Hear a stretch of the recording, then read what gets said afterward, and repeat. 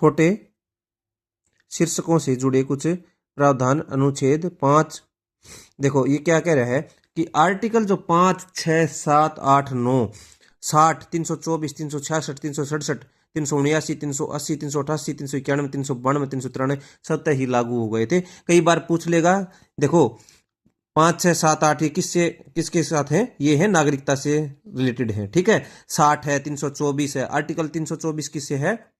Article 324 है निर्वाचन आयोग से। तो ये सब आर्टिकल जो हैं ये कब लागू हो गए थे? स्वतः ही 26 नवंबर 1949 को लागू हो गए थे। संविधान के शेष प्रावधान 26 जनवरी 1950 को लागू हुए थे, ठीक है। अब नीचे आ जाओ भाई। 26 जनवरी 1950 को जब लागू हुए तो इसको क्या कहते हैं? हम गणतंत्र दिवस के रूप में मनाते हैं। इस दिन को संविधान की शुरुआत के रूप में इसलिए चुना गया क्योंकि इसका अपना ऐतिहासिक महत्व है। इसी दिन 1930 में भारतीय राष्ट्रीय कांग्रेस के लाहौर अधिवेशन में 1929 में पारित हुए संकल्प के आधार पर पूर्ण स्वराज दिवस मनाया गया था, ठीक है। तो जब 1930 में पारित जो लाहौर में अधिवेशन हुआ था, ठीक है, कब हुआ था लाहौर अधिवेशन?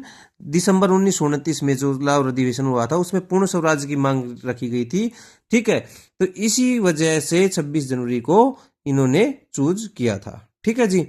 संविधान की शुरुआत के साथ ही भारतीय स्वतंत्र अधिनियम 1947 और भारतीय अधिनियम 1935 समाप्त कर दिया गया था। मतलब संविधान लागू करते ही 1947 वाला अधिनियम 1935 अधिनियम समाप्त कर दिया गया था। हालांकि abolition of privy council judicial act 1949 लागू रहा।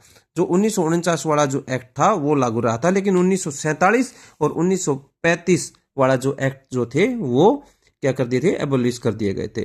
देखो कांग्रेस की विशेष समिति, जबकि संविधान सभा के लिए चुनाव हो रहे थे, 8 जुलाई 1940 को कांग्रेस पार्टी ने संविधान सभा के मसौदे तैयार करने के लिए विशेष समिति का गठन किया था। इसके सदस्य थे, देखो कांग्रेस की जो विशेष समिति थी, जवाहरलाल नेहरू, आसफ अली, मुंशी गोपाल अय्यर, केटी शाह, गौडगिल, हुमायूं कबीर, के संथानम, ठीक है। ये जो सदस्य थे ये कांग्रेस की विशेष समिति के सदस्य थे। समिति की 2 बैठकें हुई। पहली बैठक 20-22 जुलाई 1946 को दिल्ली में, दूसरी 15-17 अगस्त को बंबई में हुई थी, ठीक है। अब आ जाओ नीचे भाई। संविधान सभा, देखो ग्रेनविल ऑस्टिन जो थे एक विचारक थे पॉलिटिकल साइंस के, इन्होंने क्या लिखा भारतीय संविधान के बारे में? यह कांग्रेस की विशेष समिति थी जिसने वर्तमान संविधान की उपलब्धि तक भारत को पहुंचाया, ठीक है। तो ग्रेनविल ऑस्टिन ने कहा कि कांग्रेस जो है कि विशेष समिति थी, कांग्रेस जो है वो विशेष समिति थी जिसने वर्तमान संविधान की उपलब्धि तक भारत को पहुंचाया है। ये किसका है? ये किसने कहा? ये कहा ग्रेनविल ऑस्टिन ने, ठीक है। संविधान सभा की आलोचना किस आधार पर आलोचना की जाती है? अब इधर आ जाओ भाई, देखो आलोचना। ये कहता है कि प्रतिनिधि निकाय नहीं थी, ये कहते हैं कि लोगों की इसमें कुछ भागीदारी नहीं थी क्योंकि मताधिकार तो समानुपाती प्रतिनिधित्व के आधार पर थे, ठीक है। दूसरा कहता है कि संप्रभुता का अभाव, कहता है कि संप्रभुता कहाँ थी? जो ब्रिटिश को जो नीति थी उन्हीं को मानने वाले थे। आलोचना वाले तो कुछ भी आलोचना करेंगे। समय की बर्बादी कहते हैं। कांग्रेस का प्रभुत्व कहते हैं क्योंकि कहते हैं कि उस समय एक ही दल था, कांग्रेस था, और कांग्रेस का ही प्रभुत्व रहा है। ग्रेनविल ऑस्टिन ने टिप्पणी की कि संविधान सभा एक दलीय देश का एक दलीय निकाय है, ठीक है। कई बार ये भी क्वेश्चन पूछ लेता किसने संविधान सभा को एक दलीय देश का एक दलीय निकाय कहा? तो ये ग्रेनविल ऑस्टिन ने कहा। किसके बारे में कहा? कांग्रेस के बारे में कहा। और भारतीय कांग्रेस है और कांग्रेस ही भारत, ये भी बात किसने कही? ग्रेनविल ऑस्टिन ने। भारत ही कांग्रेस है और कांग्रेस ही भारत है। ये इंपॉर्टेंट क्वेश्चन बन जाता है भाई, ठीक है। अब नीचे आ जाओ। लॉर्ड विस्काउंट जो है इन्होंने हिंदुओं का निकाय कहा। कई बार आ जाता कि जो संविधान सभा थी इसको हिंदुओं का निकाय किसने कहा? तो इसको हिंदुओं का निकाय कहा था लॉर्ड विस्काउंट ने, ठीक है। जो चर्चिल जो थे, प्रधानमंत्री चर्चिल जो थे ब्रिटेन के, उन्होंने क्या था? टिप्पणी की थी कि संविधान सभा ने भारत के केवल एक बड़े समुदाय का प्रतिनिधित्व किया है। तो कई बार ये क्वेश्चन आ जाएगा आपका कि संविधान सभा ने भारत के एक बड़े समुदाय का प्रतिनिधित्व किया है। ये किसने कहा? ये कई बार चर्चिल ने। और कांग्रेसी भारत और भारतीय कांग्रेस है किसने कहा? ग्रेनविल ऑस्टिन ने, ठीक है। हिंदुओं का निकाय किसने कहा? विस्काउंट ने, ठीक है जी। अब आ जाओ इंपॉर्टेंट जो फैक्ट है इसके ऊपर आ जाओ। संविधान सभा द्वारा हाथी को प्रतीक, मतलब हाथी को मोर के रूप में अपना गया। ये देखो, अब जो है ना, ये सारे इंपॉर्टेंट बता रहा हूं, अभी तक भी सारे इंपॉर्टेंट थे, कोई भी मैंने ऐसा फैक्ट नहीं बताया जो इंपॉर्टेंट ना हो। सर, BN राव को संविधान सभा के एक संवैधानिक सलाहकार के रूप में नियुक्त किया गया। किसको नियुक्त किया गया था? BN राव को। ठीक है, हाथी को मोर के रूप में लिया गया था और BN राव को संविधान सभा के सलाहकार के रूप में नियुक्त किया गया था। HVR अयंगर को संविधान सभा का सचिव नियुक्त किया गया। याद रखना, अयंगर को क्या किया गया? संविधान सभा का सचिव नियुक्त किया गया। मुखर्जी को संविधान सभा का मुख्य प्रारूपकार, चीफ ड्राफ्टमैन कौन थे? अयंगर साहब। ठीक है, नहीं, अयंगर तो क्या थे? मुख्य सचिव, और मुखर्जी साहब क्या थे? चीफ ड्राफ्टमैन थे। ठीक है, प्रेम बिहारी ये भाई VVIP क्वेश्चन आ गया। प्रेम बिहारी नारायण रायजादा जो है ये सुलेखाकार थे। ठीक है, इटैलिक शैली के द्वारा लिखित किया गया था। ठीक है, फिर इसके बाद जो है मूल संस्करण सौंदर्य और सजावट का जो कार्य था नंदलाल बोस और बिहुर राम मनोहर सिन्हा ने शामिल ये किया था। ठीक है जी, इसमें देखो, और हिंदी का जो था, हिंदी में किसने? मूल संविधान के हिंदी संस्करण का सुलेख वसंत कुमार वैद्य, ये भी इंपॉर्टेंट है। किसने किया था? वसंत कुमार वैद्य। और नंदलाल बोस और सुंदर ने सुंदर ढंग से इसको अलंकृत और ज्योमेट्रिक किया था। ठीक है जी, अब नीचे आ जाओ भाई। संविधान का हिंदी पाठ देखो, मूल संविधान में हिंदी भाषा में प्राकृत पाठ के संबंध में कोई प्रावधान नहीं किया गया था। बाद में 58वें संविधान संशोधन अधिनियम 1987 द्वारा इस संबंध में प्रावधान किया गया। इस संशोधन के द्वारा संविधान के भाग 22 में एक नया अनुच्छेद 394 क जोड़ा गया। इस अनुच्छेद में निम्नलिखित प्रावधान किए गए थे। क्या प्रावधान किए गए? 394 क में इस प्राधिकार के अंतर्गत राष्ट्रपति द्वारा करवाए गए अनुवाद का प्रकाशन इस प्रकार रहेगा। ठीक है, संविधान के प्रत्येक संशोधन का जो अंग्रेजी में है, हिंदी में अनुवाद, ये हिंदी में अनुवाद करने के लिए राष्ट्रपति के उसमें 58वें संविधान संशोधन के ऊपर किया गया था। ठीक है भाई, अब इसमें देखो, वो मैंने बता दिए थे 392 सदस्य, 93 देशी रियासतों के थे। कितने क्या थे? पहले 389 थे, फिर 296 हो गए, लास्ट में कितने रह गए थे? 284 रह गए थे। ठीक है, अब किसको कितनी सीटें मिली थी देख लो। मद्रास, बॉम्बे, पश्चिम बंगाल, ये आप अगर याद रखना चाहो तो कोई कोई सीटें देखो, 2-4 सीटें याद रख लो। बिहार को कितनी मिली थी?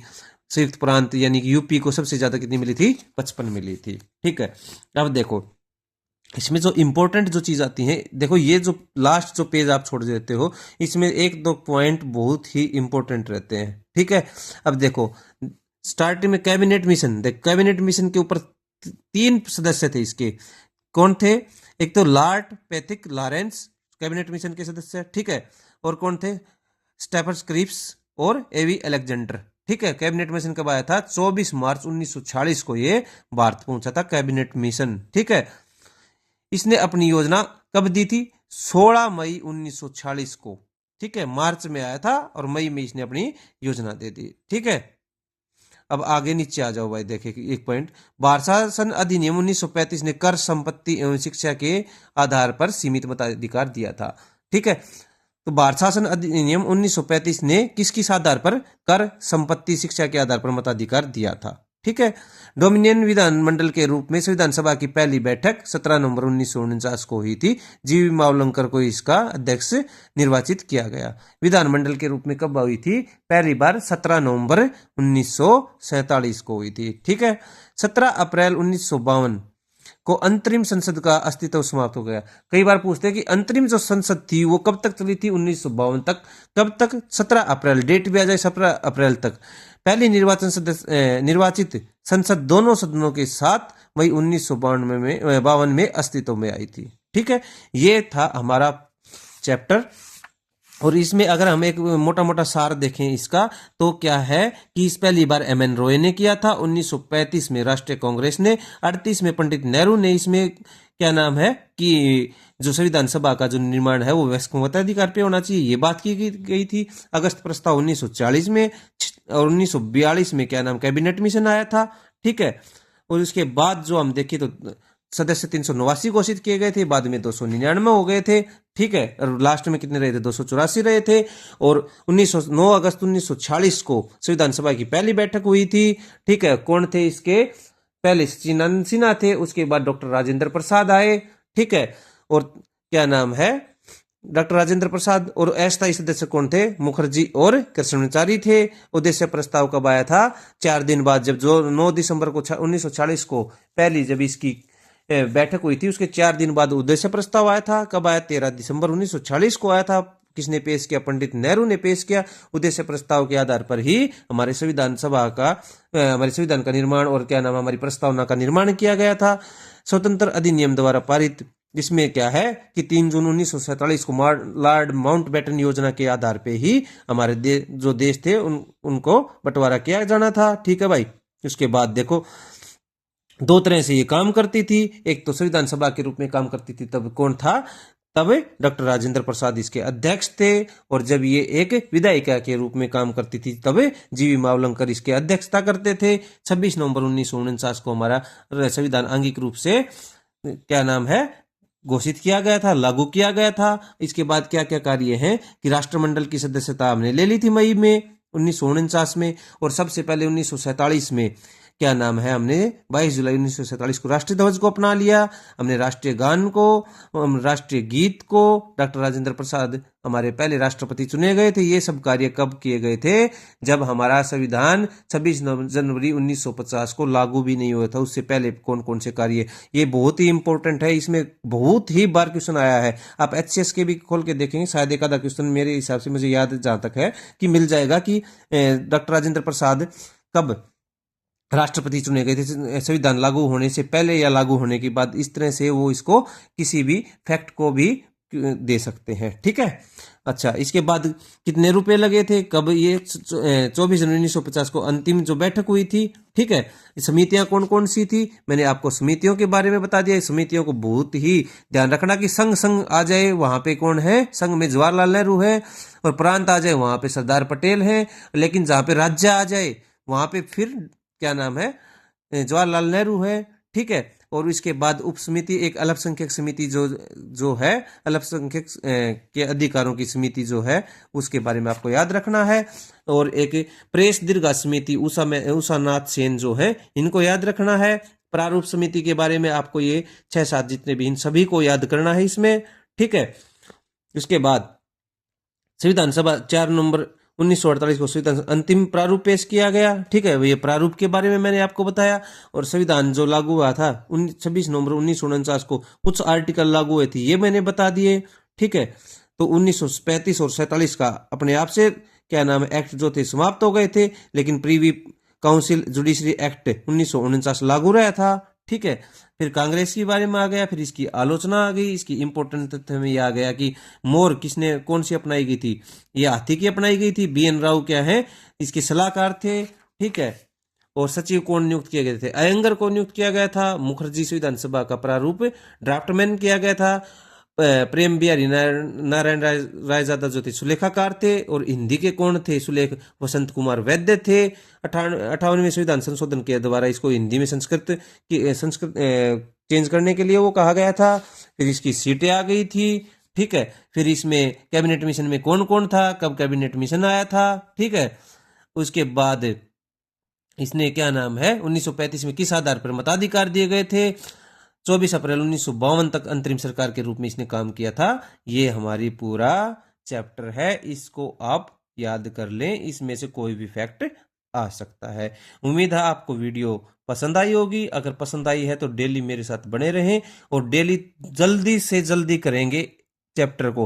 आप ये नहीं है कि कोई फैक्ट कहीं से कर लिया, कोई फैक्ट कहीं से कर लिया, स्लाइडों के चक्कर में रह जाओगे। करनी बुक ही है लास्ट में, आप कभी भी कर लो, बुक ही करनी पड़ेगी, कुछ भी करो चाहे। ठीक है। आपको 4-4 घंटे देने हैं एक एक चीज के ऊपर, वो आपकी मर्जी है। स्लाइडों के चक्कर में देने हैं दो भाई। ठीक है। स्लाइड मैं भी बना सकता हूँ, मेरी हिम्मत नहीं है, लेकिन मुझे अपना भी काम करना है।